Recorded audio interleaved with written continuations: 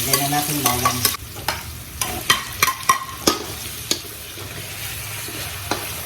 Kalabasa.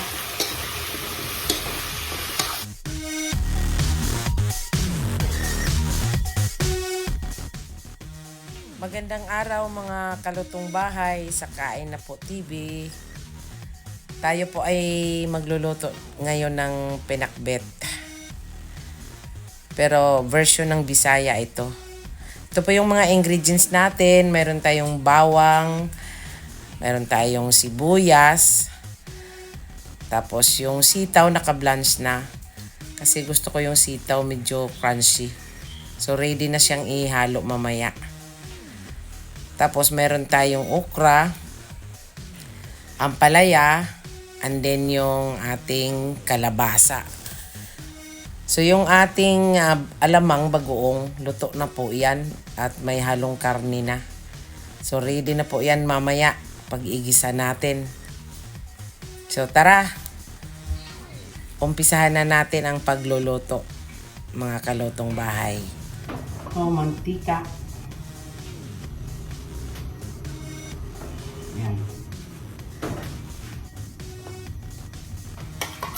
Lagyan na natin bawang.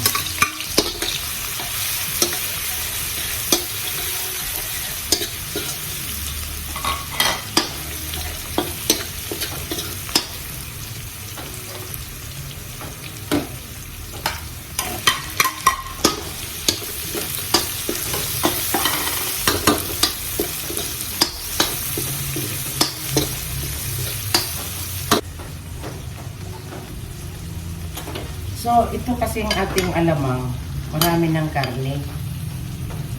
Kaya konti na lang karne ihalo ko dito.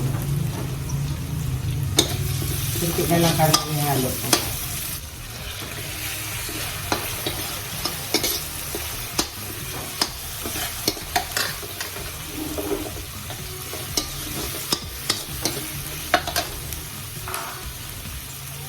So, sunod na natin. Templado na to eh. Yung tinabi ko lang.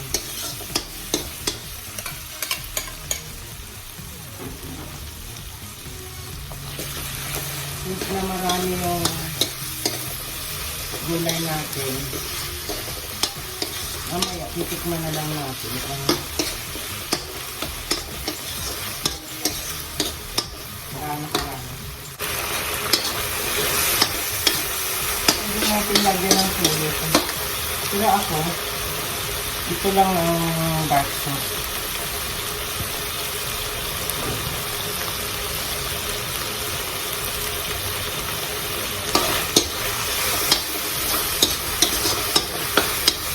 At kalabasa. Ayan.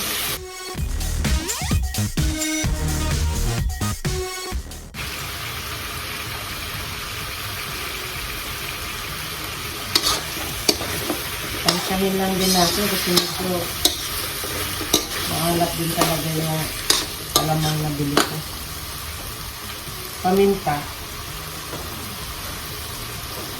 Tapos, lagyan natin ng isang morcube.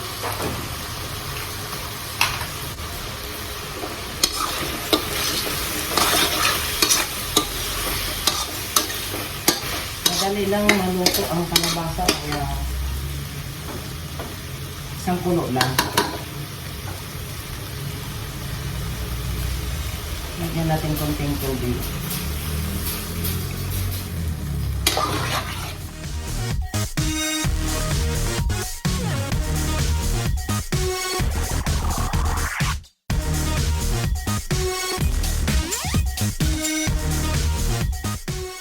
So ito nga pala, yung talong kanina hindi ko na isama sa video.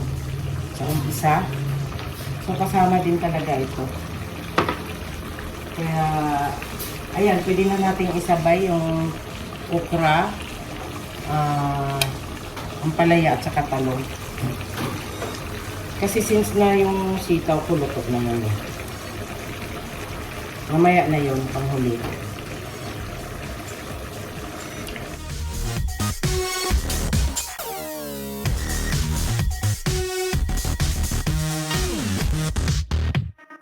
Dagdagan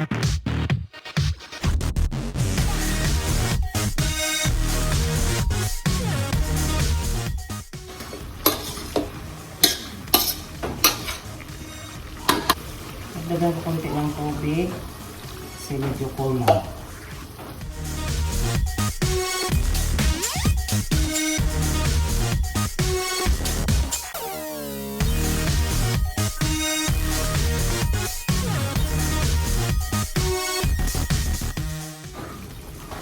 So, dagdagan natin ng patis. Hindi yun, sa panglasa. Kasi pag, ayan, medyo kulang ng ano, or dagdagan natin ng alamang.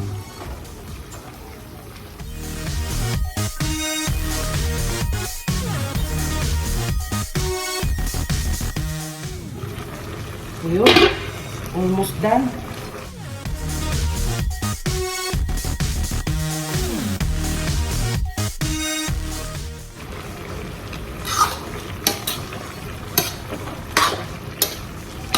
Kung kulang pa, dagdagan na lang natin ng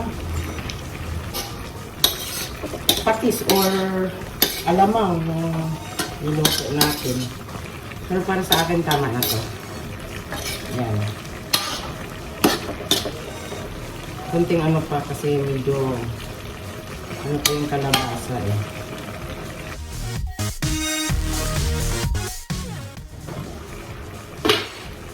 Ito ang sikreto ko. Ayan o. Kunting asuka lang. Para mag-aano lang siya doon sa ating lasa. So, pwede ko nang ilagay ang sitaw. Kasi luto na ito eh. Sa blanc.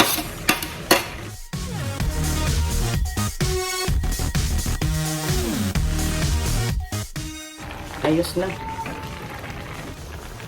So guys, luto na ang ating pinakbit.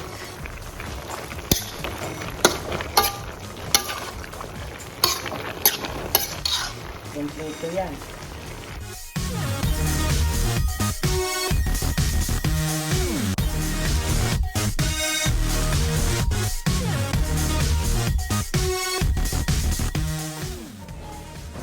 So, tayo ay magsasalin.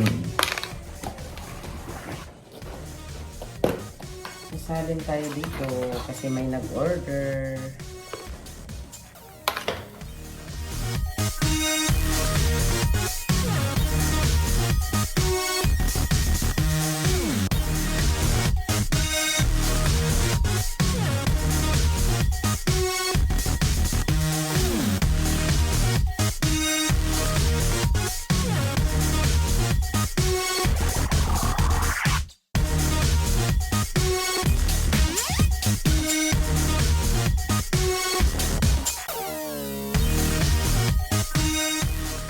So guys, ito na po.